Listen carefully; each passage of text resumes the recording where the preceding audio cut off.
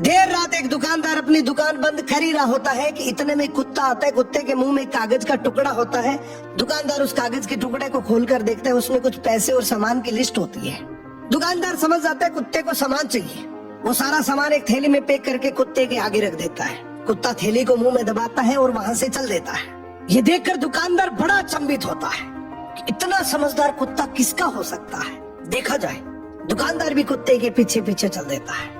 आगे जाकर देखता है तो दुकानदार और हैरान हो जाता है जब वो देखता है कि कुत्ता एक बस स्टैंड पर खड़ा है। बस आती है, कुत्ता बस में चढ़ जाता है। दुकानदार भी उसके पीछे पीछे चढ़ जाता है।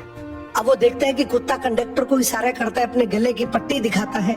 पट्टी में भी एक कागज का टुकड़ा होता है, उसमें पैसे और कुत्ते के स्टॉप का एड्रेस होता है। अब जैसे ही स्टॉप आता है कुत्ता उतर जाता है। दुकानदार भी उसी स्टॉप पर उतर जाता है और इसकी एक्साइटमेंट और बढ़ जाती है कि आखिर इस कुत्ते का मालिक कौन होगा। इतना समझदार, इतना वेल ट्रेंड कुत्ता आखिर किसका है।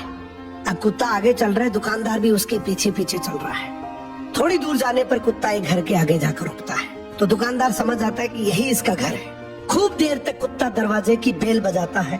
अंदर से दरवाजा खुलता है, उसका मालिक बाहर आता है और जैसे ही मालिक बाहर आता है वो कुत्ते को जोर से डंडे से पीटने लग जाता है। अब दुकानदार से रुका नहीं गया, बोला भाई साहब क्या कर रहे हो, इतना समझदार, इतना वेल ट्रेंड कुत्ता और आप इसको डंडे से मार रहे हो।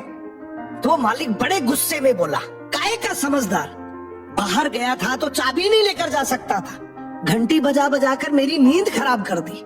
इस कहानी का मोरल यह है कि दुनिया की अपेक्षाओं पे खरा उतरने की कोशिश कभी मत करना, क्योंकि दुनिया को आपकी अपेक्षाओं का कोई अंत नहीं है।